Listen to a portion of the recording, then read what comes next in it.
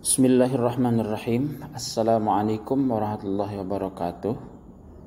Anakku sekalian, anak kelas 5 SD Jatikarya 1, bagaimana kabar kalian hari ini? Mudah-mudahan kalian sehat semuanya.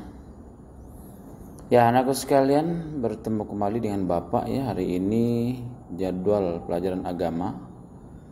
Ya, mudah-mudahan kamu tetap sehat, orang tua kamu semuanya ya sehat walafiat, dan tetap semangat untuk belajar. Ya anakku sekalian, sebelum kita mulai, mari kita membaca doa, yaitu baca basmalah dan doa sebelum belajar. Bismillahirrahmanirrahim. Rabbi zidni ilma warzuqni fahma. Ya Allah, tambahkanlah ilmuku dan berilah kepahaman kepadaku. Amin. Nah, sekalian, kita masuk pelajaran 7. Mari mengenal Rasul-Rasul Allah. Nah ini ya, sekarang kita mengenal Rasul-Rasul Allah. Bahkan ini beriman kepada Rasul Allah termasuk rukun iman. Biasanya ini ya, kita masuk normal itu baca rukun iman, setelah berdoa itu baca rukun Islam dan rukun iman. Ya, rukun iman ada 6. 1. Iman kepada Allah. 2. Iman kepada malaikat Allah. 3. Iman kepada kitab-kitab Allah. 4. Iman kepada rasul-rasul Allah. 5. Iman kepada hari kiamat. 6. Iman kepada qadar baik dan buruk dari Allah Subhanahu wa taala. Nah, ini mengenal atau Rasul-Rasul Allah, beriman kepada Rasul-Rasul Allah itu merupakan rukun iman yang keempat. Apa makna Rasul Allah? Makna itu artinya arti ya. Rasul artinya utusan. Sedangkan Rasulullah artinya utusan Allah, yaitu orang yang menerima wahyu dan berkewajiban menyampaikan kepada orang lain atau umat manusia. Jadi rasul itu bahasa Arab kan, rasul itu utusan. Rasulullah berarti utusan Allah ya. Jadi utusan Allah di muka bumi ini ya, yang mendapat wahyu dari Allah, terus kemudian wahyunya itu wajib disampaikan kepada umat manusia ya, seperti itu. Ini perhatikan, ini surat Al-An'am ayat 48. Bismillahirrahmanirrahim. Wa man nursilul mursalina illa mubasysyirina wa mundzirin. Artinya, dan tidak kami mengutus pada rasul melainkan untuk memberi kabar gembira dan peringatan. Jadi tugas rasul menyampaikan wahyu ya, dan memberikan itu kabar gembira dan peringatan. Apa maksudnya? Ayat di atas menjelaskan tentang alasan Allah mengutus para rasul. Jawabannya adalah untuk memberi kabar gembira dan memberikan peringatan. Kabar gembira maksudnya menyampaikan janji Allah bagi orang yang mentaati perintahnya. Bagi mereka diberikan kenikmatan dan kesenangan di dunia maupun di akhirat kelak. Nah itu, jadi memberikan kabar gembira kalau mengikuti dan taat kepada Allah, mengikuti perintahnya, ini akan mendapatkan kenikmatan di dunia dan di akhirat. Di dunia dapat bahagia, di akhirat nanti dapat bahagia di surganya Allah Subhanahu wa taala. Itu untuk memberikan kabar gembira. Kemudian memberikan peringatan, yaitu maksudnya bagi orang yang ingkar kepada Allah dan Rasulnya akan mendapat balasan buruk, yaitu neraka jahanam. Peringatan seperti itu. Jadi kalau dia ikuti perintah Allah, taat kepada Allah, akan dapat kesenangan dunia akhirat. Tapi kalau dia ingkar kepada Allah, maka dia akan mendapatkan ya keburukan ya, bahkan akan di akhirat nanti akan masuk nerakanya Allah Subhanahu wa taala. Nabi dan Rasul adalah manusia biasa, laki-laki yang dipilih Allah Subhanahu wa taala untuk menerima wahyu.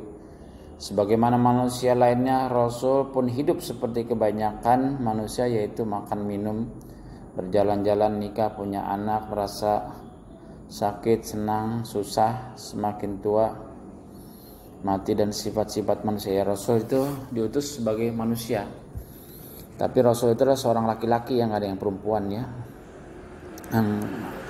Nabi sama Rasul beda. Kalau Nabi itu diberi wahyu, seorang laki-laki yang diberi wahyu oleh Allah untuk dirinya sendiri, yang tidak wajib disampaikan kepada umatnya. Tapi kalau Rasul adalah seorang laki yang diberi wahyu oleh Allah dan wajib disampaikan kepada umatnya ya. Kemudian tugas dan sifat Rasul-Rasul Allah. Para utusan Allah mempunyai tugas itu sangat berat, yaitu memimpin manusia agar hidup sejahtera dan bahagia di dunia dan di akhirat. Agar tugas itu sukses dan berhasil, mereka diberi sifat-sifat oleh Allah. Sifat tersebut lebih dikenal dengan sifat-sifat wajib bagi Rasul, artinya sifat yang harus dimiliki oleh Rasul. Nah, ini tugas para Rasul tadi di atas sebenarnya itu memberikan peringatan dan memberikan kabar gembira, peringatan. Ya, kalau di sini adalah bahwa tugas Rasul juga yaitu memimpin manusia agar hidup sejahtera, bahagia di dunia dan di akhirat. Nah, selanjutnya sifat-sifat Rasul. Sifat-sifat wajib. Jadi seorang Rasul itu wajib memiliki sifat. Ini langsung sini aja nih ya. Pertama, Rasul itu bersifat siddiq. Siddiq itu artinya jujur atau benar. Ya. Seorang Rasul selalu benar, berkata benar dalam perkataan dan perbuatannya, mustahil dia berkata dusta atau bohong. Jadi Rasul itu pasti mempunyai sifat siddiq. Siddiq itu jujur, benar. Jadi apa yang dikatakannya itu betul ya dari Allah Subhanahu wa taala, atau apa yang dikatakan itu ada wahyu. Kemudian yang dikatakan itu benar ya. Jadi seorang Rasul itu sifatnya siddiq, benar.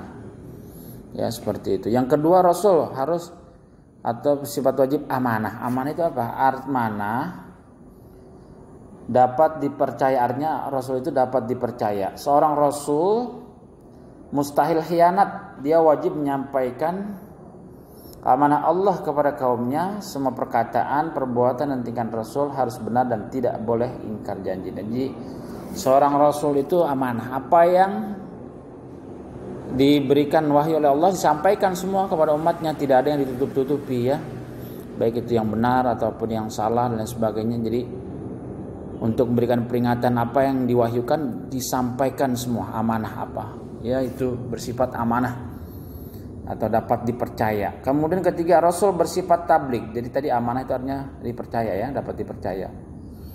Tabligh artinya menyampaikan. Seorang Rasul harus menyampaikan pesan Allah kepada umat manusia.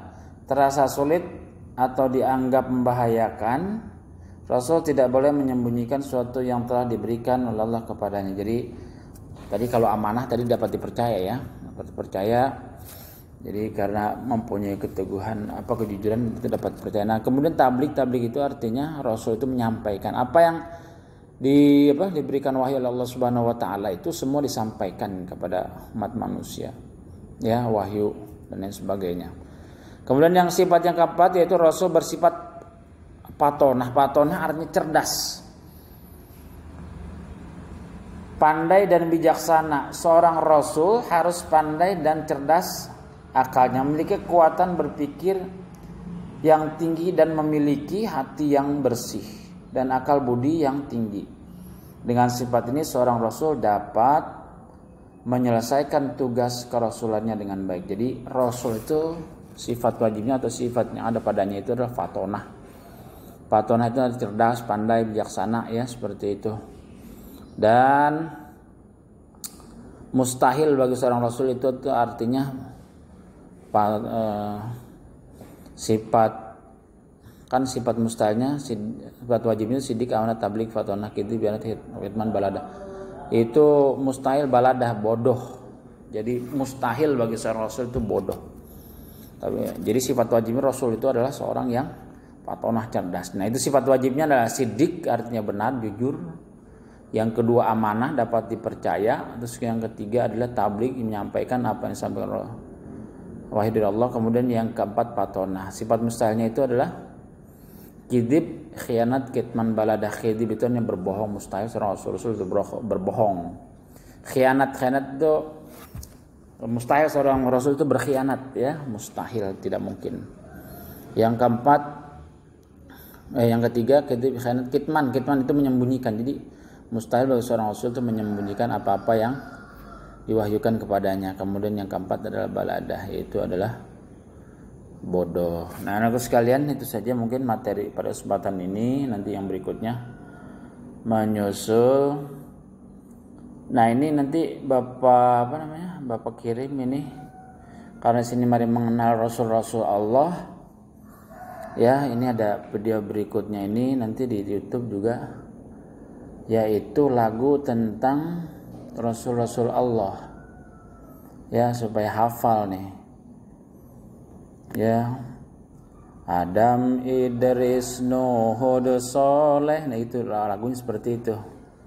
Ya, jadi nanti Bapak kirim link untuk untuk lagunya. Ini yang pertama kalian harus baca dulu ya buku. Ini halaman 59 sampai halaman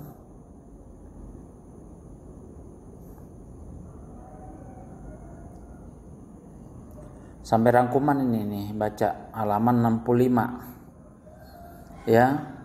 Jadi tugas pertama adalah kalian membaca buku paket halaman tadi yang depan itu, yaitu halaman 59 sampai halaman 65. Tuh, itu tugas yang pertama, membaca buku.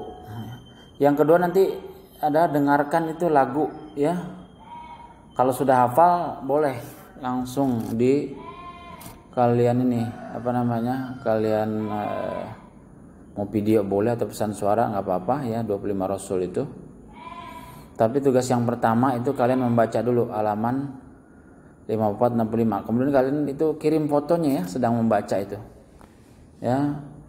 Nah, tugas kedua kalau udah hafal ya, kalau udah hafal nih, kalau belum hafal nggak jadi masalah.